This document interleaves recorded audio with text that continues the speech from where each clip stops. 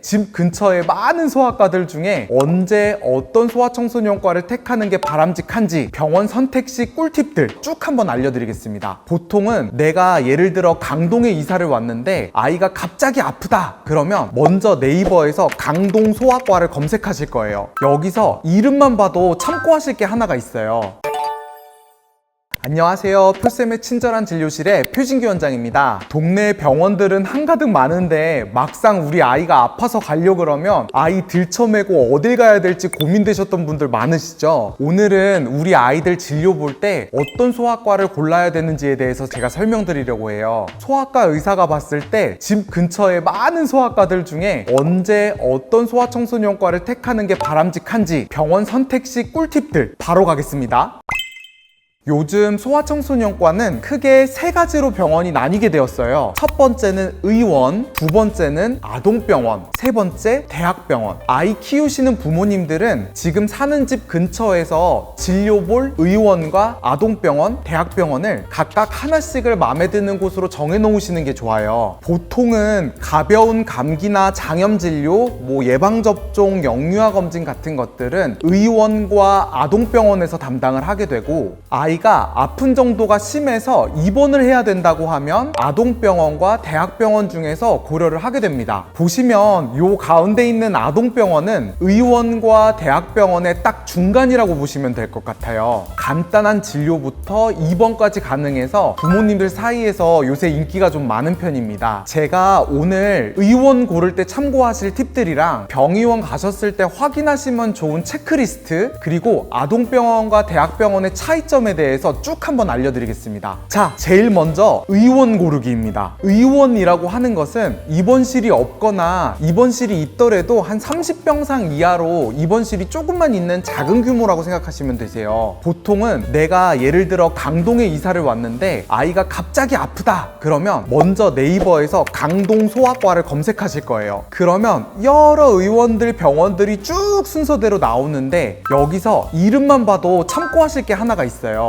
이거 은근히 피부과나 성형외과 고르실 때와 같은 원리입니다. 네이버에 소아과를 검색하시면 땡땡땡 의원이라고 나오는 곳이 있고 땡땡땡 소아청소년과 의원이라고 나오는 곳이 있습니다. 소아청소년과 전문의가 대표 원장인 곳은 땡땡땡 이름과 의원 사이에 소아청소년과 이렇게 과 이름을 넣을 수가 있어요. 그래서 레지던트 때부터 소아질병만 공부를 하고 소아진료만 평생을 해오는 그 소아청소년과 전문의들만 땡땡땡 소아청소년과 의원 이렇게 이름을 낼 수가 있고, 보통 땡땡땡 의원 이렇게 되어 있으면 소아청소년과 전문의가 아니거나 소아청소년과 전문의더라도 성인 위주의 진료를 보는 곳이라고 생각하시면 됩니다. 참고로 의원이 아닌 병원은 이름으로는 전문의 여부가 구별이 되지가 않으니까 의원만 참조로 해주시면 되겠습니다. 이렇게 먼저 집 주변에 가까운 의원의 명칭을 본 다음에 네이버 리뷰나 홈페이지 등등을 들어가 보시면 얼추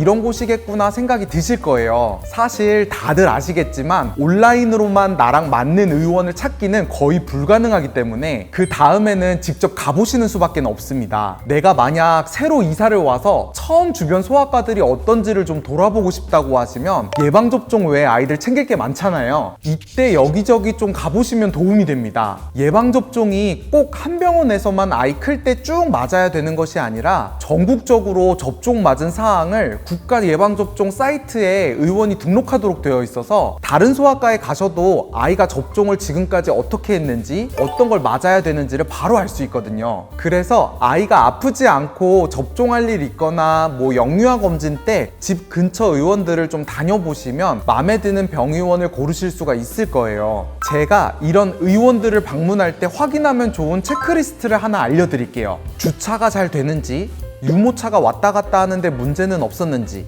엘리베이터의 유무, 의원 내 시설이 깔끔한지, 직원들의 친절함, 접수하는 방법과 진료 대기 시간이 괜찮은지, 진료 본 의사의 전문성과 친절함이 마음에 드는지, 검사나 수액 등이 가능한지, 약국이 이용하기 괜찮은지, 아이가 좋아하는지, 이 많은 것들이 모두 다 만족이 되는 의원은 없겠지만 내가 어떤 점을 제일 중요하게 생각하는지를 고려해서 마음에 드는 의원을 정하시면 됩니다. 자, 그런데 만약에 아이가 심하게 아파서 입원을 걱정해야 된다고 하면 보통 아동병원이나 대학병원 중에 선택을 하셔야 됩니다. 그런데 생각보다 아동병원과 대학병원의 차이를 모르시는 경우가 많더라고요. 제가 이게 100% 일치하지는 않을 수 있지만 일반적인 아동병원과 대학병원의 차이를 비교해 드릴게요. 여기 올려드리는 표를 먼저 보면서 설명드리겠습니다. 먼저 일반 진료를 볼 때 아까 설명드렸다시피 아동병원은 단순한 감기, 장염, 영유아 검진, 예방접종 등등을 다 시행해요.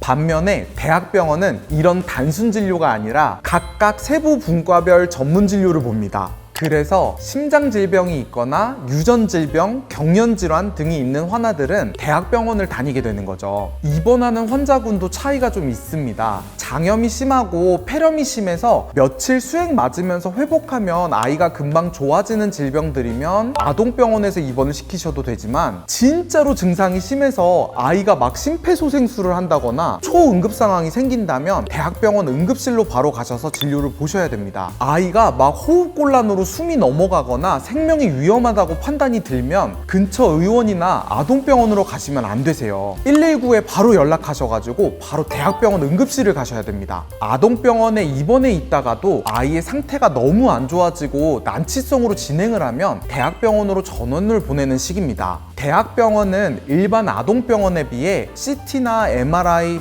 핵의학 검사, 내시경 등등 다양한 고급 검사들이 있고 결정적인 차이는 아이가 숨이 멎었을 때 기관 삽입해서 호흡시키는 기계호흡은 대학병원에만 있어서 중증의 환자는 대학병원으로 입원을 하는 것이 맞습니다. 대학병원과 아동병원의 또 하나 큰 차이는 바로 주치의입니다. 대학병원은 보통 레지던트나 전문 간호사가 주치의를 하면서 교수님들이 백업으로 환자를 보는 시스템이라고 하면 아동병원은 보통 소아청소년과 전문의가 직접 혼자 회진을 돌고 오더를 내는 시스템이에요. 그래서 내가 만약 전문의가 직접 주치의를 봐주기를 원한다 그러면 아동병원이 좀 더 낫고요. 그래도 교수님이 백업으로라도 내가 봐주길 원한다 그러면 대학병원이 낫습니다. 모든 경우는 아니지만 아동병원은 보통 야간 진료도 많고 주말이나 공휴일 진료를 하는 곳이 많습니다. 대학병원은 보통 월요일에서 토요일까지는 외래 진료이고 야간 진료는 없는 경우가 대다수예요. 또 대학병원은 응급실을 제외하고는 보통 의뢰서를 받아서 예약하는 예약제인 반면에 아동병원들은 예약제는 거의 없는 편이고 당일 대기해서 진료 보는 시스템이 더 많습니다. 자, 지금까지 집 근처에서 어떤 소아과를 선택하는 게 좋은지와 의원에 갔을 때 확인하면 좋은 체크리스트, 그리고 아동병원과 대학병원의 차이에 대해서 설명드렸어요. 오늘 이 영상이 우리 아이를 기르는데 그리고 이사 가셔서 병원 찾으셔야 될 때 많은 도움이 되셨기를 바라면서 표쌤의 친절한 진료실의 표진규 원장이었습니다. 안녕!